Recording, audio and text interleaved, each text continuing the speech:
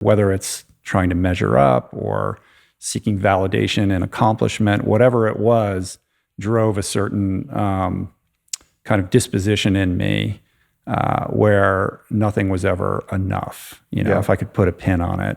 Do you think it's too late for you to start a new course in your life, to strike out on a new path, to become successful in some brand new endeavor? Well, this conversation with Rich Roll is going to tell you otherwise. A recovering addict, he just decided one day, I'm going to get into ultramarathons. And he did it, and he was one of the best. And then one day he decided, I'm going to get into podcasts. And he did it, and he was the best. So no matter what age you want to strive to go out and achieve and accomplish something, it's all possible. And this conversation with Rich Roll is going to show you exactly that. The truth is that we're all the master, we're all the healer, we're all the mystic. Give it up one time for Aubrey Marcus! Your story, if we were going to use a metaphor, a floral metaphor, I mean, we're talking lotus flower here. It was some heaviness, there was some muck, there was some depth, some mud that you had to go through. And then the flowering of your life has really been incredibly profound to see where you went as an athlete and now where you are as a podcaster and just an inspirational figure out in the world. But to tell the story, let's go back into the darker times, into the heavier times, the denser times, the mud, the muck, the genesis of, some challenge that led you into addiction and a lot of challenges in your early life. Yeah, sure. I mean, I would couch it initially by saying that, all my needs were met as a child. Like I didn't have a hard childhood. I didn't have a David Goggins type of experience growing up. I have two loving parents who met my needs, and I was taken care of, and they're still married. So I didn't experience a traditional type of childhood trauma. That's not really part of my narrative. But I think we all have dark moments of the soul, and we all have. No one gets out of life alive. We all have our issues, and mine. Maybe are pedestrian, but they were painful for me. I mean, I was a very insecure, introverted kid who really struggled to make friends as a young person. Was somewhat self-isolated from people. I was the kid that got bullied on the playground and wore an eye patch and headgear, and just was not a vision for you. And I think that what was the eye me patch to for? be. I have a weak eye. It's still weak. It didn't resolve the problem. So I'm sort of cross-eyed if I'm not wearing my glasses. And the idea was you put a patch on your strong eye to strengthen your weak eye. Right. Yeah, it didn't really work out though. If you had true Blackbeard the pirate fucking intensity, you could have maybe pulled it off. Maybe I could have willed my way into resolving the problem. Or at least scared away the bullies. I've been wearing glasses for 50 years, so that remains unresolved. But yeah, so I think that drove me into books and just kind of being a bit of a loner. I discovered swimming at a pretty young age, and that was the only physical athletic thing that I showed any kind of aptitude in whatsoever. It wasn't like I was a star, but I was like, oh, I can actually do this, and it was fun, and I could make friends there. And so that just sort of slowly became more and more of my world. And by the time I was 14 or 15, I really doubled down on that. And I was the kid who was going to swim practice in the morning before school and after school. And that was the safe place for me where I felt at home. There was something about being underwater, I think, that helped mute out whatever angst or pain I was experiencing that I didn't have the cognitive tools to really understand. I don't think that's personal. I think that's kind of universal. Yeah, it was like when you're in the water. I think there is something like that. It's the sound is different. It's womb-like. You feel safe. Yeah. And I loved it. And it loved me back eventually. I learned, tools for life in the swimming pool. I realized pretty early that I was never going to be the super talented kid, but I had a capacity for suffering and outworking the guy in the lane next to me, and made hay with that. So by the time I was a senior in high school, I was one of the top swimmers in the area. I grew up in the Washington, D.C. area, And that kind of workhorse mentality I found was applicable in academics. So I went from being a kid who really struggled academically to figuring that out and being a very good student. And that opened up all kinds of doors for me. I got into Harvard, I got into Princeton, I got into Stanford. I ended up going to Stanford, which was the #1 swimming program in the world, collegiate swimming program in the world, and was swimming with Olympic champions and world record holders. Even though I was very much a bench warmer, like I was not a scholarship athlete, but I was like, this is my chance to play with the big boys and see if I can mix it up with them. And I remember making a very conscious choice of choosing to try to be a small fish in a big sea as opposed to being a big fish in a small sea. But it was around that time that alcohol entered the picture, and I was 3,000 miles away from home. And I went from living in a pretty controlled environment with parents who set very high expectations for me that I never could quite meet, to being completely free. And like a lot of kids, I think, who transition from that type of environment into that kind of freedom, go a little bit haywire, which is exactly what I did. So Dr. Gabor Mate would say that all addiction is an attempt to solve a problem. And there is all of us, when we have that moment and we go off to college, I think drinking is pretty ubiquitous. Like most of us have this experience, but for some people, this becomes an addiction. And given your story, this is even more interesting because there wasn't that thing that you're running from desperately because it was so difficult to look at. Yeah, exactly. But it was subtle, and it was subtle little things that actually switched from, all right, this is me exploring my own consciousness with these different substances, going a little overboard, puking this one night and whatever, to it becoming a consistent problem that stayed with you till you're what, 31? Yeah. I did a podcast with Gabor years ago, and as he's wont to do, flips For sure. makes it a therapy session, which I was all about. I was like, bring it on, I need this. And he lulled me into this place of acknowledging that, because his primary thesis is that addiction stems from childhood trauma.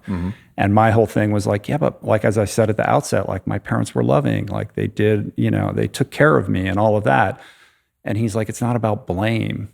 It's about some need of yours that wasn't being met, whether it's trying to measure up or seeking validation and accomplishment, whatever it was, drove a certain kind of disposition in me where nothing was ever enough, if I could put a pin on it. So I wouldn't have consciously characterized myself as an alcoholic at that time, but I was definitely the guy who, you had to drag out of the party, the last to leave, the guy who, when the keg was tapped, would look for the half empties, and the guy who just went a little bit too far and was going out maybe 1 or 2 extra nights a week compared to everybody else. And as the nature of alcoholism, at least in my case, was that it progresses slowly over time. So I was able to keep a cap on it for a while, but the drama sort of slowly intensified over time until it got really dark and lonely and really sort of pathetic and sad. Some of that shyness that you expressed that was a part of you, I mean, alcohol is a solution for that. Sure. It's not the right solution, but it is a temporary solution where inhibitions drop because of the flood of GABA in your brain. And you're like, oh, okay, now I feel more confident. There's people call it literally liquid courage for that reason, right? Yeah. And even though I had accomplished certain things as a swimmer and had sort of distinguished myself academically, I was still very much a navel gazer. I couldn't talk to a girl. I just wasn't comfortable in my own skin. I felt like, and you hear this in AA a lot, like everybody else had the rule book for life, and I was sitting on the outside, like marveling at how people seem to, gracefully navigate the world, where I just felt, anxious all the time. And alcohol solved that problem. Like I have a lot of love for it. Like it gave me social tools that I lacked and taught me how to be a social animal in a social situation. Suddenly I could go to a party and crack a joke and flirt with a girl and do all these things that were beyond my capacity to handle prior to that. So it's not all bad. Like it worked, what I mean? Which is why I doubled down on it. Right. If it didn't work at all, nobody would do it. The cure for alcoholism isn't removing alcohol. Alcohol is is the solution to the problem, and it works until it stops working. And it took a while before it stopped working in my case. But the ism remains once you remove the substance. Right. Yeah, it's interesting to think about that, in your situation. And for me, I'm on the precipice of having my own children. And I guess I wonder personally, and this is an age-old question, is this something, your shyness, was this something that was taught, conditioned by the nurture of your family and your environment? Or was this just something that came through in your soul as it chose incarnation, and it was just like, this is me from the start? It's a very interesting thing to think about. Neither one is good nor bad. It just is what it is. But do you feel like this was something that you always had kind of innately? Or was this something that you just kind of learned from maybe not feeling like you weren't doing the right thing, or whatever it might have been? Yeah, I spent a lot of time thinking about this. And I think to an extent, it's a productive thought experiment, especially when you're looking down the barrel of becoming a parent. And Right. I've got 4 kids. Right. I don't know the answer to that. I've often thought, if this certain need that I had was met in a different way by my parents who did the best that they could, would that have alleviated whatever, thing was inside of me that wouldn't have made it necessary for me to, abuse substances in the way that I did? Ultimately, though, that thought experiment doesn't really, provide me with a solution for life. So Right. I've learned over time to kind of let go of that. And I'm much more focused on what I'm doing today and how I can, leverage these tools that I've learned to ameliorate, the disease as it rears its head, and other kind of behavioral stuff. Like it's very rare that I would crave alcohol these days. Like I Sure. don't think about it. It's been so long, but I still have the ism, and that pops up in all kinds of ways and makes me an asshole or resentful or frustrated or, grinding on this problem. Like we were talking when I walked in, like we're both enjoying amazing lives. Like we're very privileged to get to do what we get to do and meet these amazing people and support our families, by doing it. So why don't I wake up inherently grateful every day, And it's like, that's what I use most of my mental energy trying to, focus on. It seems to me that we're all deeply addicted, if to nothing else, being the self that we've been. And this is for me, as I look at that, and as I was expressing to you, I'm in a position now where I literally cannot blame a single external thing for any discomfort or dis-ease I have in my own psyche Right. or in my own life. There's nothing I can look at. So it's just a pure mirror looking at myself. But nonetheless, I put myself continually, because I have to acknowledge that it's me putting myself continually into situations where I'm stressed, or situations where I'm melancholy, or situations where I'm just gritting my teeth and thinking that the stakes are, pressing down on me, and things are so difficult that I don't know if I'm going to make it out, or whatever mental construct. And it feels like I'm just addicted to being the self that I was and the self that I learned to be. And I'm trying to get now unaddicted to being that version of myself, and get addicted to being a new version of myself, or at least, have some kind of neutrality where I'm not constantly subconsciously drawn into creating situations that can activate the same neurochemical hormonal cocktails of the old Aubrey. Yeah, sure. It's that level of self-awareness is both terrifying and freeing, right? Because you can't blame anyone else, and it's not about anything external. It's only about your relationship with you. And you're still going to be, impulsed by your innate biases and however your hardwiring has set you up to, perceive the world. But you get that extra little moment of recognition to course correct, And I would say that I've become, I got sober in 98. So I've been in this thing for a long time. And when I came in, I just thought, oh, it's drug addicts and alcoholics. That's what addiction is. But I've become convinced that addiction lives on this massive spectrum. And we are all victims of addiction on some level, some mild and some extreme, from, the guy lying in the gutter with the bottle, to the guy who can't pull the needle out of his arm, to the compulsive scrolling while we're taking a shit, or the guy or the woman who that one runs deep who goes from bad relationship to bad relationship, repeating a certain pattern because there's something about that they can't, there's a compulsivity to that they can't control. So I think thinking about addiction more broadly makes it applicable and instructive and useful for people as they develop enough self-awareness to have objectivity on how they maneuver the world and the daily habits that they continually find themselves, falling prey to, that are leading their lives in the wrong direction.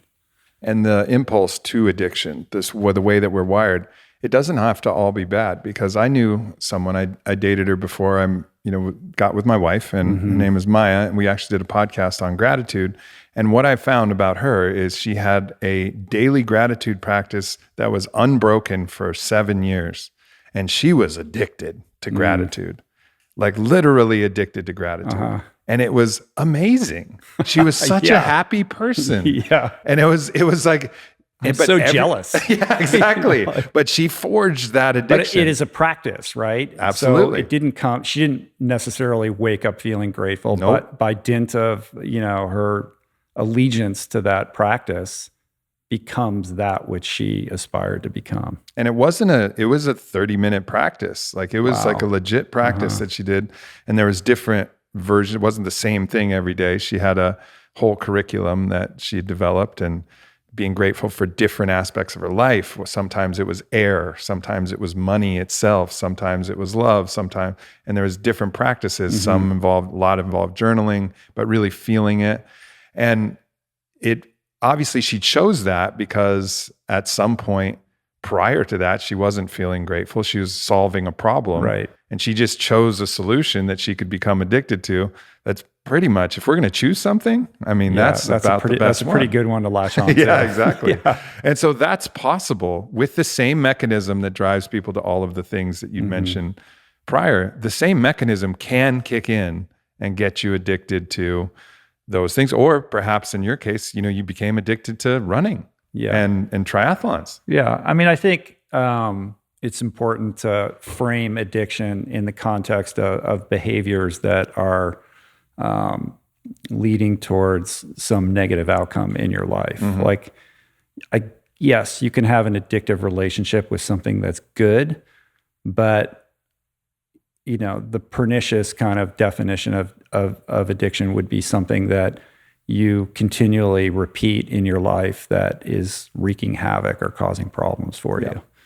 But people say to me, oh, you got into ultra endurance sports and you just, shifted from one addiction to the next. And I'm like, yeah, probably. They're expecting me to fight back on that. And I'm like, no, I acknowledge that.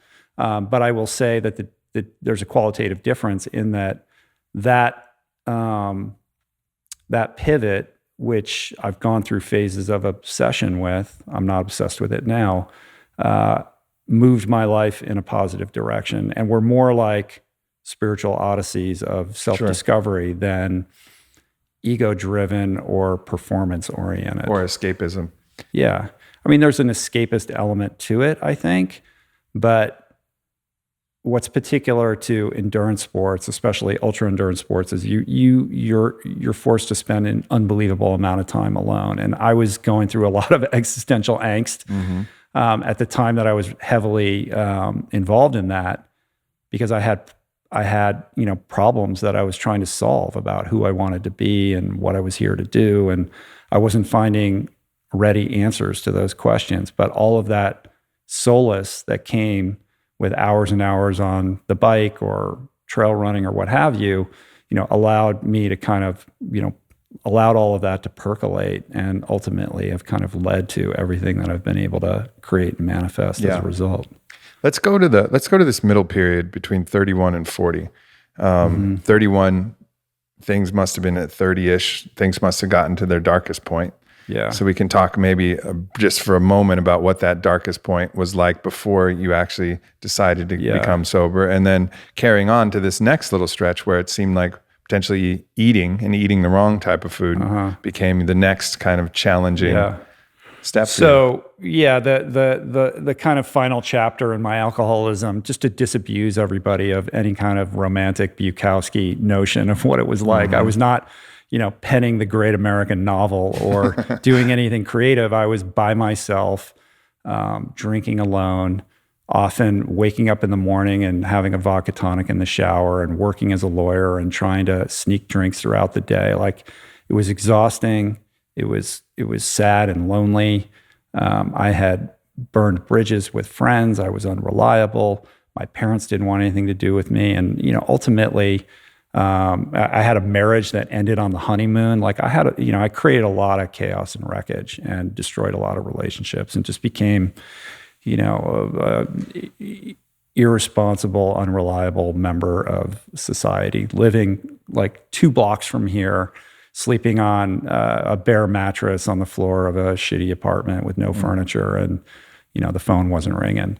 I'd gotten 2 DUIs. I was looking at possible jail time. I was going to get fired from my job, and just woke up one day, after a bender, and nothing particularly terrible had happened that night, but I had kind of reached that nadir where I was like, I can't do this anymore. And I had been seeing an addiction therapist, and he was like, "Are you ready?" And he's like, "I got a bed for you," and ended up going up to Oregon and checking into a rehab, thinking I was going to do a quick couple-week spin dry because I was so important and I had to get back to my job.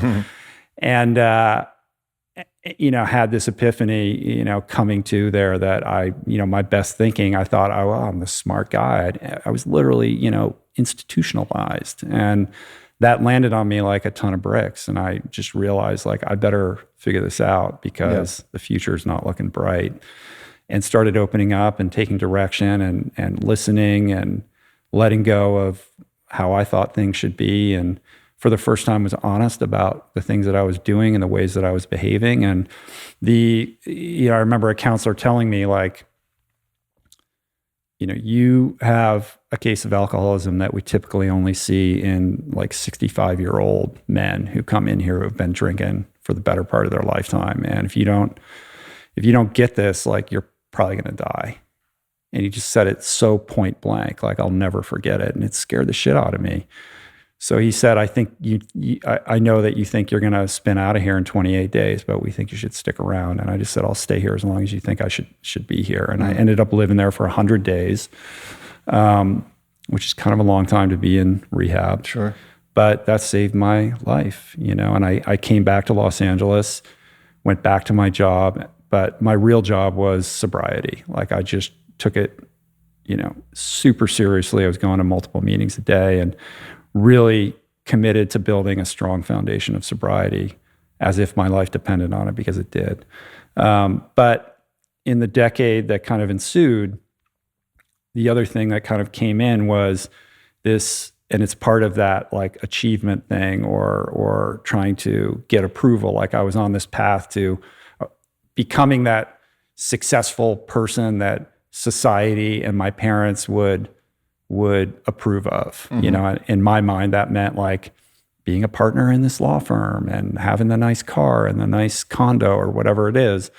And I was really intent upon making that happen, and just, transferred a lot of alcoholic energy into workaholism and grinded until I was 39 years old and 50 pounds overweight. And, brushing up against this existential crisis that I mentioned, because never once for a minute did I stop or pause to consider, like, what am I doing? Like, is this what I want? Like, who am I doing this for? Am I doing this for approval, and approval of whom? It's sort of like the great Tyler Durden quote, we work jobs we hate to, make money, to buy things we don't need, to impress people we don't care about, to paraphrase loosely. And I was successful in that. Like, I had achieved a certain level of success, and I repaired my relationships with my family and my friends. And from the outside looking in, it all looked pretty good. Like, I was on a good path, but inside I was really dying. But I didn't know where to put that energy, even though I had these tools from sobriety and I was very plugged into 12-step and all of that. You had a good community. Yeah. Yeah. I mean, it's like so strong here in LA. I needed all new friends. I needed, it's like, all my other friends were partying and going to bars. Sure. And what's great about LA is that there's so many young people who are doing cool things, who are full of life, who are all about sobriety. And I really, tapped into that. And that was huge for me and still is. Like there's still, I would say probably so the friendships I made in 98, essential. like the people that I got sober with are still some of the people that I'm closest with. And just was eating like shit and, fast food diet and, a lot of like. What was your favorite fast food jam back in the day? I mean, the ultimate double cheeseburgers from Jack in the Box on the way home. I had a few of those. Between sourdough jacks. Yeah, a couple of those. Yeah, maybe like, appalling. I mean, I would, and did you ever get into the double Western bacon cheeseburger? a couple of those. I got into that when I was in my younger plenty days. of that shit and just take out Chinese food in the law firm and working long hours and, hitting the drive-through and, medicating myself with food as much as anything else. And kind of still in denial that I wasn't a collegiate swimmer. Like when you're swimming, you have this crazy appetite and you can just throw down so many calories. So a lot of my eating habits were formed during that period of time. And you think, even though you're 39 years old, that you're still that 21-year-old, who can metabolize food that way. So of course you're going to put on a bunch of weight. So I was never like morbidly obese or anything. I just looked like a heavy dude who works in a law firm. My energy was terrible. I was depressed. And this all kind of came to a head when I was 39, when I worked late one night and I was coming home and walked up a flight of stairs. I've told this story many times, but was too winded to, complete the staircase. Like I had to stop halfway up the stairs. I was like breathing heavy and sweat on my brow and had a tightness in my chest. And it scared me. It was like another bottom, in my life. And heart disease runs in my family. My grandfather, who was a champion swimmer, almost made the Olympic team, had died of a heart attack at 54. I'm now 54. So I think about that a lot these days. And I just had this moment, and I think these moments are visited upon all of us if we have the aptitude to be paying attention, where I didn't just know I needed to change. Like I had this spark of willingness. And it reminded me of the day that I decided to go to that rehab, like that one decision or that one moment where I was willing and I picked up the phone and called my therapist and said, I'm ready to go, like changed my life forever, little moments like that. And I felt like I was having another one of those experiences. And because I had had that prior experience, I knew how powerful they could be if I could hold on to that energy and leverage it immediately into some kind of action that would reframe my experience. Yeah. This is where, when I was refreshing myself on the timeline of your story, preparing for this podcast and recognizing that it was 39 when this happened, this is a very inspirational and important thing for people to digest, because there's a lot of people listening right now that are in all kinds of ages. But I remember being, 28 and I wasn't happy with what I was doing for my work. I was partying way too much then, probably close to, some kind of addictive tendencies, because I was so dissatisfied with myself and telling myself, fucking Alexander the Great conquered the world at 25. And look at me, piece of shit, doing nothing at 28, Like, of course, but these are just the ways that the psyche works. And so many of us can think it's too late. Or maybe we're out of shape and we're 35 and like, it's too late to do anything. But it's not. And you hear stories like this all the time. And we cannot hear enough of these stories of, you were 39, you solved one problem with your addiction. You maybe had a few different talents. Like you said, in the swimming pool, you had a tendency to be able to outwork people. You had the ability to withstand some suffering. You learned a few skills, but you also took a lot of lumps along the way, a lot of hardships. It's not like you were coming with some extraordinary advantage from what you did there forward. We all similarly have our own challenges and our own strengths, but at any age, and if it wasn't 39, it could have been 45 or 50 or whatever. But at that age, then you made another choice, and then so much epic shit in your life has come forward after that. Yeah, and sort of looking at it, it feels like it all happened really quickly. But, I am 54. It took a long fucking time, and painfully long when I was in the moment of it and in the pain of trying to figure it out. Even after some of the big successes that I've had like major failures too. And it's not been a linear journey by any stretch. But yeah, I mean, it wasn't like I up and quit my job and just changed my life overnight. Like it was a very, slow process. But yeah, it began with changing my relationship with food. Was that when you decided to go vegan at that point? No, not right away. I mean, I knew like after that staircase incident, I knew like I need to do like a rehab, like I need to go to Detox for lifestyle. You know what I mean? Yeah. How can I create that in my life? Like I wasn't going to go away again, but how can I have a version of that will allow me to like, shut the laptop off and like reboot the operating system. Mm-hmm. And, the first couple of days, like of course, like on the way to rehab, I drank the whole way. I showed up like just sloshed and loaded. And it took like 3 days for the cobwebs to clear. And they put me in a shitty room with like rubber sheets and the whole thing. And I was like, I need that, I need that. So how do I do that? Well, I was like, I'll do a 7-day juice cleanse. Like I'd never done anything like that. Sure. Now everybody's doing them. I'm sure they were doing them before, but it seems much more in the zeitgeist than it was at that time. I'd never gone a single day without eating solid food. That seems hard. Like I needed to do something hard, like a challenge. And that was what I arrived upon. Like I didn't really give it that much thought. I was like, this will be hard. Like I'll do that. It'll be difficult. And it was, the first couple of days. I'm sure you've done, versions of this. The first 2 days, it's terrible, get brutal.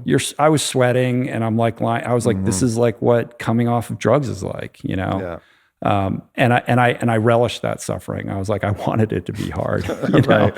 But by the 7th day, as you know, like when everything clears, even though you haven't eaten any food, you feel unbelievable. You have this for people who've never experienced it. It's absolutely remarkable. Yeah, like you have no idea how good that feels, but you really do have to earn it because as like good as anything in life, you have to earn it. Yeah, right. So that must have been a really powerful moment for you to feel that for the first time, because that kind of fasting, ketosis, cleansed, your body is like truly rested. The clarity of mind. That's the thing. Right. That's just unbelievable. Like what can't you do when you're that clear? That's what I think to myself. And still, I don't go back to it nearly enough. I know. I'm like, here's this glorious golden opportunity. But I'll do it later. Yeah, I know. Yeah. It was a watershed moment. And I just thought, I want to feel like this all the time. Yeah. Like the alcoholic in me is like more, Yeah. And I told my wife, I'm like, I'm just not going to eat food anymore. Like, why should I eat food? I feel better without eating food, you know? Yeah. She's like, yeah, call your sponsor, like, I don't think that's such a good idea. But that's what motivated me to find a way of eating that would approximate for me that experience of how I felt. Mm-hmm. And, I tried a bunch of things, and I would always lapse back into bad habits, and I went vegetarian for a while, but that, quickly pivoted to Pizza Hut pizzas without, pepperoni on them or whatever. And I just felt as shitty as I ever had. And I was like, what can I do? And the one thing that I like left last on the list was going 100% plant-based, because it just seemed so severe and restrictive. It wasn't appealing to me. I'm not, it's not like I was driven by, towards it out of compassion or a sense of environmental responsibility or anything like that. Like it was purely vanity and just, wanting to personally see if I could find a way to feel better. But, I ultimately decided I would give it a try. And I had a friend who lives in Austin, actually, Rip Esselstyn, who had been a swimmer at Texas and had been a professional triathlete, incredible swimmer, All-American, became a firefighter, had gotten some press and notoriety because he had a challenge in his firehouse, Engine 2 in Austin, where he had there's a bunch of, they're all competitive, right? These firefighters, but they did a challenge to who could lower their cholesterol the most. And he started cooking in the firehouse. He's plant-based. His dad's like a legendary doctor in the space. And by virtue of cooking healthy food for these guys, they lowered their blood markers tremendously. And that led to him writing a book. But the point I'm making is that he was a Facebook friend of mine at the time. Like we kind of grew up around the same time swimming and knew of each other. And he was my first kind of point of contact. I was like, oh, he was writing this book about this at the time. And I was like, tell me how you do this. That became a phenomenon, that engine too. Yeah. It's a big thing. Facebook, yeah. So he was like my first sort of person that I could look to who was also an athlete who made it seem accessible. And the truth for me personally, and I'm just sharing my own personal experience. I'm not telling anybody how to live or eat.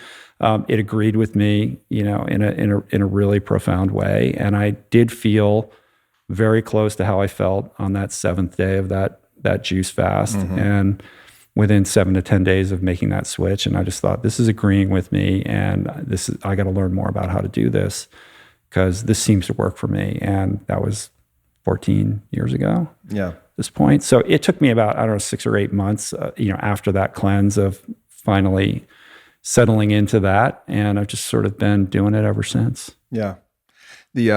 Just to touch on that, a little more briefly, it's people can sometimes get lost in the rules of the thing, but then you can play in the rules of a thing and totally make a mess of it. As you said, vegetarian, you can go to Pizza Hut and eat Pizza Hut pizzas. You can go to Olive Garden and get, some kind of Alfredo dish with the whatever processed breadsticks and be like, yeah, I'm vegetarian. Right. Well, you're not really doing anything good for yourself at all at that point. And now there's so many meat and dairy analogs that are available that they're figuring out how to make that stuff taste good. And it doesn't necessarily mean it's healthy. So you can very easily be a very unhealthy vegan. Yeah. So it's about whole foods. It's about doing it right. It requires some education.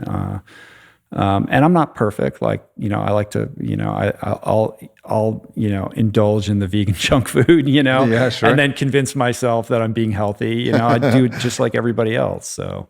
Yeah. I think that's just that important lesson of follow your heart, listen to your body, but don't get so lost in the rules that, you're not even actually paying attention to what you're doing for your body. Like allow the rules to be, I think that's just one of the things that I would recommend is really think about what you're eating, how close to the earth it is, how much like nutrients are actually coming through this, how much other crap is in it. Like these are the very important things. Of course, there's the environmental debates and there's all these other debates and moral reasons and all of that. But all that aside, like just really listen to, what your body really wants rather than what the rule book says about anything. And you got to the powerful thing about the juice cleanse for me was that reboot, like it's a tabula rasa, like you wipe the slate clean, you realize that your body is capable of feeling better than it typically does. Yeah. If you're just eating shit all the time, you lose your connection with that. So you have to clean things up and, first before you can kind of calibrate that tuning fork so that you can listen to your body and in a meaningful way. But yeah, I think you're exactly right. Like, try a bunch of shit, see what works for you. Right. Journal it, write it down. Like, I felt, an hour after I ate this thing, I felt like shit. When I eat this, I feel better. Okay, noted, and just be in a perpetual state of refining that. Yeah. And have the discipline to back up what, because it's so funny what different bargains will make for a short little amount of mouth pleasure. Yeah. Or some kind of social. Like I try not to eat sugar desserts, but I'll be out to dinner with somebody and they'll want desserts and they'll hand out 4 spoons.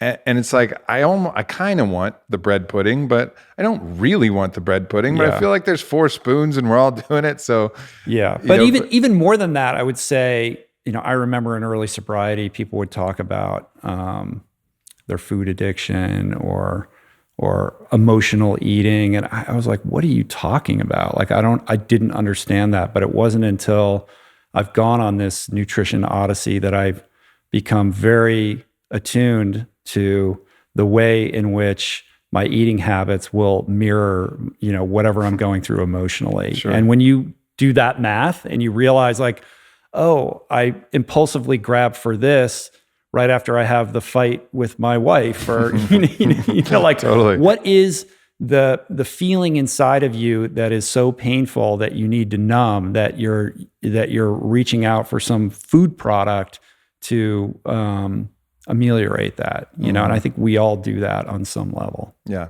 that level of awareness is crucial. All right, so you make this decision, and then at some point you started training, right? Because you went on to accomplish, and we'll talk a bit about this, some pretty incredible things in the ultra space. But at some point you had to decide, all right, if I can't make it up the stairs without getting winded, I got to start training. Yeah. So like, what was that like? Well, it was gradual also. With the change in my nutrition, I had this, resurgence of vitality. I suddenly had a ton more energy than I was used to. I'd be like tapping my foot and like this, and my body wanted to move, and in that 10-year period after getting sober, like I was just working, like I wasn't taking care of myself. I wasn't training, and movement is such a big part of who I am, and had brought me so much joy as a young person. And I just had put that in the rear view mirror. Like, that's what kids do. I'm an adult now. I don't do that anymore. But I couldn't ignore my body anymore. My wife was like, will you please get out of the house? And like, you're driving me crazy. So yeah, I just started, I started jogging a little bit, and there's a pool near my house. I went and checked it out for the first time. I hadn't swum in years. My wife bought me a bike for my birthday, and it was all very casual. Like, it was a slow process of just reconnecting with my physical self. And I had no aspirations of becoming a competitive athlete. I was just enjoying the process of recapturing that aspect of who I am, and realizing like this epiphany that brought me joy, and this commitment that I made to myself that I was going to honor that, no matter what. Like, I like doing this. I know, I'm a lawyer and I'm supposed to be like this, but like, I'm going to continue doing this because there's something very primal about this that is fundamentally who I am, and I'm done ignoring it. But, that just slowly started to build. I got fit pretty quick. I lost the weight really quickly. I was recovering really fast, and I'd never really been a runner, but like my volume and my mileage was escalating really quickly. Do you think that a vegan diet is typically very low inflammation? Do you think that the lack of systemic inflammation from your diet helps you recover from post-exercise inflammation? Huge. I mean, I think that's a big part of it. And there's a lot of ultra runners that are plant-based. I wouldn't say that eating a plant-based diet fundamentally makes you a better athlete, but it is, if you're doing it correctly, it's very anti-inflammatory. And as you know, recovery is everything. It's one thing to train really hard, but if you're not recovering properly, you're not able to repair your body and bounce back and do it again and again and again and again. And the gains that you want to see are the result of the rapidity with which your body can do those repairs overnight, so that you can train harder, you can go longer, you can go faster, and all of that. Like, you're able to pack in a lot more quality training into a shorter period of time, which over the course of a season or a number of years is going to translate into, fundamentally more gains. Yeah. And, so you went on to compete, and you're competing in the open division with people of all ages. And, when you're talking about some of your Ironman competitions and the Epic 5 Challenge, which I want to get into, I mean, you're ranking with the best in the world in the top 10 of this. And you're not exactly in the age category of someone who's, typically in the prime of their athletic. Yeah, no. I mean, I would say that in ultra endurance, there's a lot of older athletes. There's something about the human body's ability to continually improve endurance that isn't the case necessarily with like speed and power and agility. So that probably played in my favor. But yeah, unusual for a guy to go, even though I had this swimming background and knew how to suffer and knew how to push myself, hadn't done it in a very long time. And then at 43, distinguishing myself in some pretty crazy, outrageous ultra endurance races. Tell us about that, the Epic 5, because that seemed like one of the craziest ones. Leading up to prior to that, I'd really like the race that I really honed in on and distinguished myself in was a race called Ultraman, which is a double Ironman race. For people that don't know, an Ironman sort of accepted as the ultimate endurance challenge. Over the course of a day, you swim 2.4 miles, you race your bike 112, and then you run a marathon. This race is twice that distance. You circumnavigate the entire big island of Hawaii, but you do it in 3 days. So it's a 3-day stage race. The first day you swim 6.2 miles and ride your bike 90 miles, ending up in Volcano National Park. So there's tons of elevation gain. It's a long swim. Yeah, it's a long swim. Yeah. But it's the one triathlon where swimming actually makes a difference, and swimming is my strength. So I was able to just crush everyone on the swim and get out 10 minutes ahead of everybody and just be looking behind myself the whole time because I'm a very average cyclist. The second day is 171 miles on the bike, and then the third day is a double marathon run, 54.2. So I got sixth in that race. It's a world championship race. I got sixth in that race in 2009. And then the year later, I did this thing called Epic 5, which wasn't a race. It was an adventure that my friend Jason Lester concocted. Mm-hmm. And the attempt was to do 5 Ironmans on all 5 Hawaiian Islands in 5 days. And we just set about doing it ourselves. We had a couple, people helping us out, but it was very much a DIY homespun thing. We ran into all kinds of crazy logistical challenges with bikes breaking and, luggage getting lost. And because you got to finish by a certain time to get the plane like Amazing to the Race. next thing. Yeah, it's kind of like that. Endurance. Yeah. It was super hard and crazy and wild and fun. And we didn't end up doing it in 5 days. We ended up doing it in like 6 and change, but we got it done. For people who don't realize, like most people run just a marathon, and a lot of times they get a cold or they get sick afterwards, and they're recovering like deeply for days or a week or however long after one of these things. An Ironman is particularly, it's considered like the gold standard of this, because not only are you doing a marathon, you're also doing the swim and you're also doing the bike, and everyone's like, whoa. Yeah. But then you were doing double that and then over the course, and then you're like, screw it. Let's do 5 of them, and figure it out. And it's hard to fathom for people who haven't, been exposed to that or haven't participated. I've never done it. I've just spoken to a lot of people who have and understand it. And so I don't know experientially, but to even try to grasp that, it's like, whoa, this is something else. And I think it's very difficult for someone who hasn't experienced something like that to really get it, what an accomplishment that is.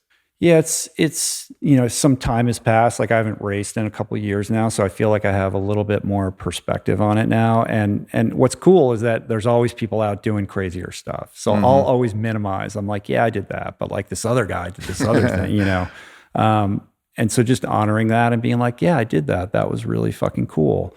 But I think the way it works is like the frog in the water that gets a little bit hotter and hotter and hotter until it's boiling. Like Laird Hamilton doesn't just drop in on Jaws. Like he's surfing waves his whole life, and they're getting bigger very slowly and incrementally until he's totally comfortable dropping in on the biggest wave in the world. In ultra endurance, like you're just kind of slowly acclimating to greater and greater volume until it suddenly feels normal. So as outlandish as it sounds, and as intimidating and as scary as it was, the prospect of attempting that, I'd done enough where I felt like, yeah, we could probably do that, But that only comes from putting in the time and the experiences that you garner and the fitness that you accumulate through many years of training. I mean, when I was training for those things, I mean, it was a job. I was training like 20, 25 hours a week. Sure. And when you're not training, you're doing all the recovery stuff and the nutrition stuff and taking care of all the little details and all the logistics and all that kind of stuff. So it was sort of all consuming. When you were telling yourself, that you got to keep going, you need to suffer more, because this is about suffering tolerance ultimately, whether you're talking to Lance Armstrong or talking to someone like yourself, like you have to you have to coach yourself. You have to be a good coach to yourself in this process, because it is very, very much mental. What's your kind of inner monologue as the inner coach of yourself in these points where you need to push yourself through the suffering?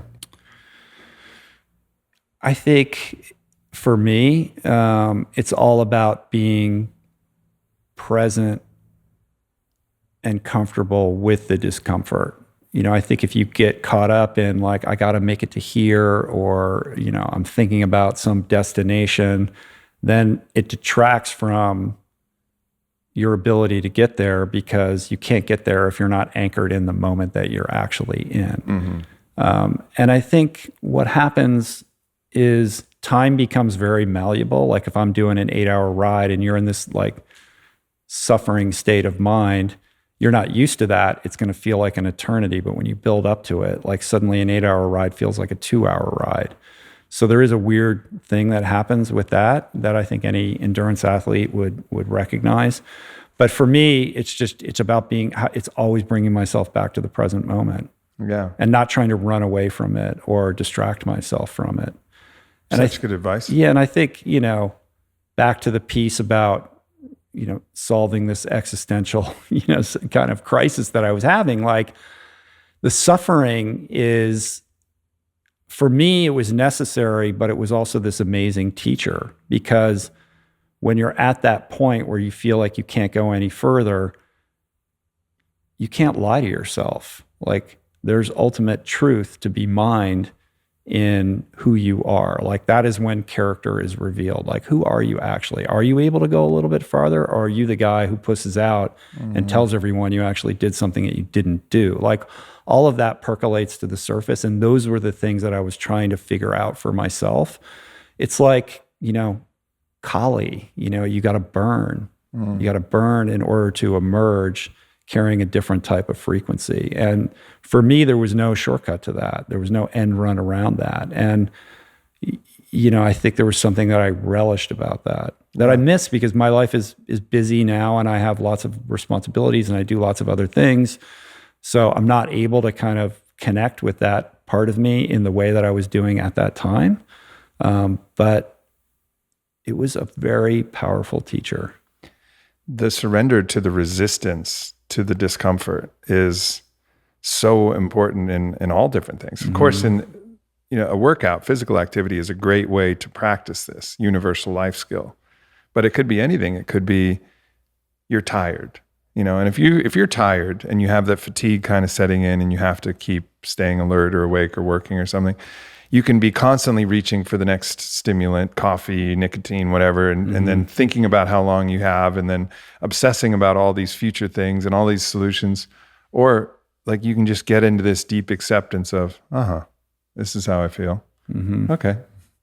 And really be there with it. And then it loses the edge and the gravity to it. Same with the physical pain or any discomfort or anything that you're uncomfortable with, a conversation that, is uncomfortable, or whatever it is. Like if you can really just get back into the present without allowing your mind to jump to all of these other places like you're talking about, then so much of the difficulty collapses. Right. Because you project all this meaning onto it. Yeah. But if you can just be with it, you realize, it's not going to kill me. I thought it was going to kill me. Right. I was so desperate to run away from this, Yeah. but actually just being in it isn't as bad as I feared. And it always changes. Like it's always in flux. There's nothing static about life, and there's certainly nothing static about whatever emotion you're experiencing. And apply it to, let's say someone's inspired after hearing us talk to do a juice cleanse. All right, like embrace it. Don't be thinking about when you're going to get to eat. Right. I mean, although it is sometimes hard to stop the food fantasies from coming. Or when that comes up, Yeah. like deconstruct it. Like, wow, that's interesting. Like, how can I be curious about that rather than just obsessive about it? Sure. Yeah. And just be in the moment of the thing that you're going through, and the time will pass. Yeah. Like you're able to do that. All of us have so much more capability than we think we do.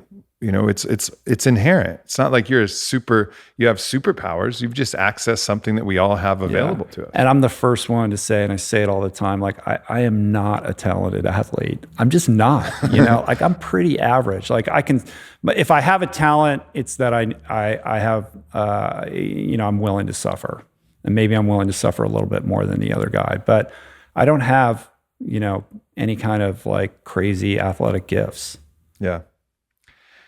You went on from that to now have one of the most successful podcasts in the world. Different set of skills, different requirement.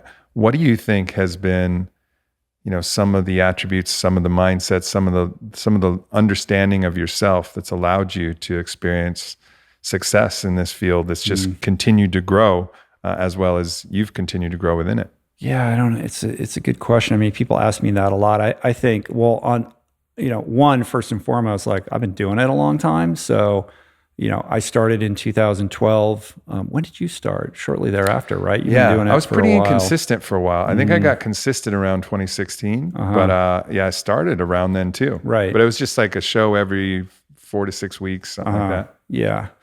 So I started when stakes were lower. So, I was doing shows when the audience was a fraction of what it is now. I did my reps. I put in the time to learn how to be a better listener and to learn how to, think more deeply about the people that I'm sitting across from, and learn how to, curate the experience that I want to share with audiences. But I think the thing that has been really helpful is being in 12-step. Like I've sat in thousands of meetings and borne witness to people get up and bare their soul and tell their story and share their pain, and do it with such courage and authenticity and raw vulnerability. And it never ceases to amaze me. And through that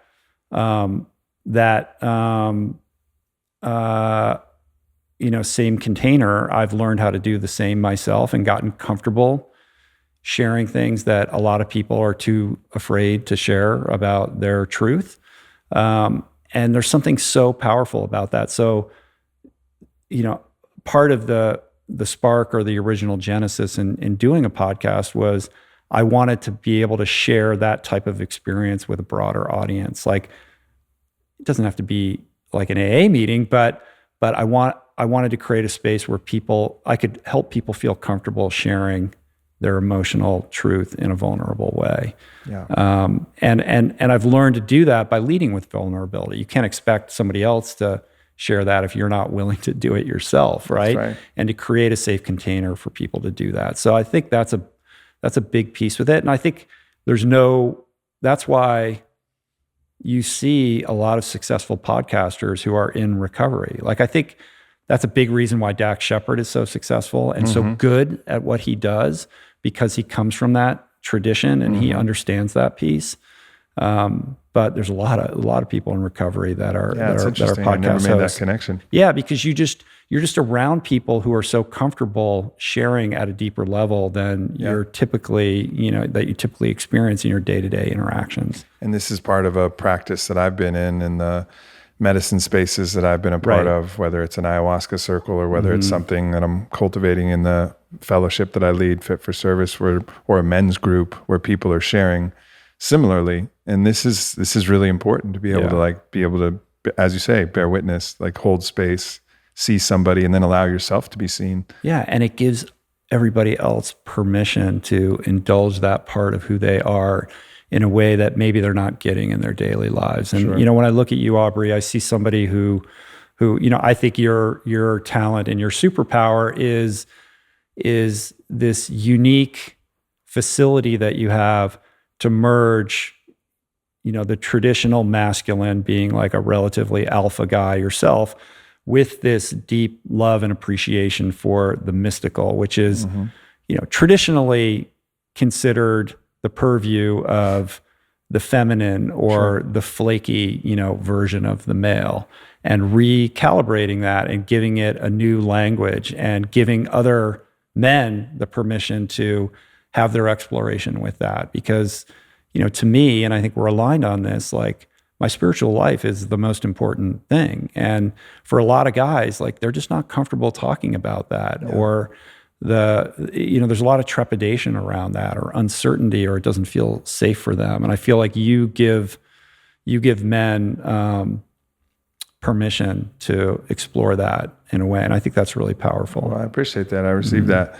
And I think it's essential, if we're locked and restricted in some way from the full expression of who we are, because we are physical beings, and it's nice to go out there, swing some kettlebells and, go sparring, do whatever you want to do, roll jujitsu, whatever that expression is, like I celebrate that. But if you don't also celebrate our spiritual access and potential, man, you're missing out on a big part of life. Or vice versa, if you're just focused on spirit, but you've never seen what this amazing body is capable of when you just allow it to push a little bit, it's just, it's kind of a tragedy to only be able to experience one side of it. Or let's say your emotional depth. If you ever like really allowed yourself to sob or break down in awe of life, like if you haven't experienced that, come on, like that's what we're here for. But when I was 28 years old and, like had this, very, limited view of what success looked like and what it meant to be a man, my sense was you're one thing. Like you can't be both of those things. Yeah. You can't be an athlete and an artist. You can't be, a strong man and a sensitive man. And I think it's important, to really throw that out the window and provide tools for people to realize that we're dynamic, complicated people that are multifaceted and fucking multidimensional, man. Yeah, exactly. And as much as I've dedicated myself to all this, I'm still messing stuff up constantly. I still have my own struggles and my own challenges. I think it's also a big disservice when people project some image of perfection, like, aha, look at me, I've got shit figured out. All right, I got some shit figured out, hooray. But there's always more shit. There's always other stuff that's there. Yeah. There's a lot of that in the podcast space. Let me tell you how you need to do it, And I'm always, that's another thing I've learned in recovery. Like, you don't give advice, you share your experience. Yeah. And, when you ask me about, tools that I've learned to be a better host, it's always about sharing experience and not trying to tell people how to live or give advice specifically. And you do that through storytelling.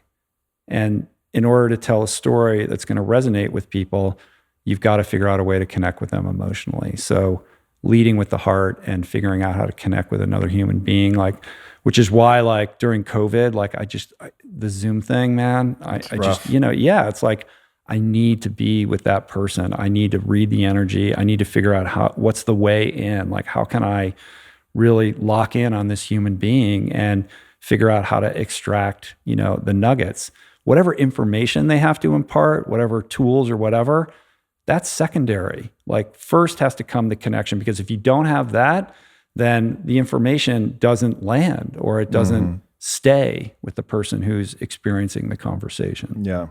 Yeah, that's the thing. When I'm getting interviewed, I can always feel when someone's really there with me, or when they have, 23 questions and I've given them 60 minutes and they're going to just plow through those things regardless of what happens. Right. You answer and then they go, awesome. And then they go to the next question. Exactly. That's brutal. And also, the ones that trying to find little unexplored areas. And this is for friendships, even if you're not a podcast host, like just when you're getting to know people, like have the curiosity. One of my favorite people to spend time with is my friend Aaron Alexander. You might know him from. I know who he is. Yeah. But he always finds a way to ask a question just to me when we're hanging out. He's also a podcaster, but he'll find a way to ask something about me that I haven't thought about or haven't answered in a little while. And so we'll get to know each other a little better, and I'll try to return the favor, or he'll challenge something that I've just taken for granted. And I'll be like, you sure about that? And I'll be like, well, no, actually, I'm not anymore. I was at some point. Let me go look. And that's a real gift you can give. You need people like that in your life. Yeah, it's essential. Well, this has been a pleasure to reconnect with you, and inspiring for me. I think we can all let our own self-limiting beliefs about age or beliefs about where we are or what we've done or what we're capable of, just be that voice of resistance that keeps us from doing the next best thing. And, I'm 40 years old now, and some part of me is like, the athletic stuff, it's still fun, but, there's nothing really that I can do now. But that's not true. There's always something else that My if I best want athletic year was 43. right? Yeah. And that's cool. It's cool to think maybe I will, maybe I won't, but to just remove that possibility wall of saying, oh no, this is not possible anymore. Just let's just take that off and say, like, whatever you want to do, man. Like there's a chance, there's an opportunity. Yeah, man. I mean, if I've learned anything, it's that it's never too late. And that journey of self-discovery is always just sitting out there waiting for you to tap on it. And I continue to mine that. I am full of all kinds of character defects and problems, but at 54, like I feel like I'm just starting, man. And it's so silly and dumb to say age is just a number, but I've stayed young by my peers are all much younger than me, and then I'll be like, oh yeah, like our age, and they're like looking at me like, dude, you're old. Yeah. But I thought when I was 40, that was all she wrote. And when I was playing around with nutrition and thought, well, maybe I'm just supposed to feel like shit. I'm 40 now. And you get into this, mindset of resignation. So it's just about summoning that energy and realizing that there's so much capability that resides within all of us. And, like yourself, I've had the privilege of sitting across from so many people who've done extraordinary things, and you see the humanity in all of them. I mean, we project this superhero quality onto all these people, but they're all just human beings who had a dream and worked hard to achieve it.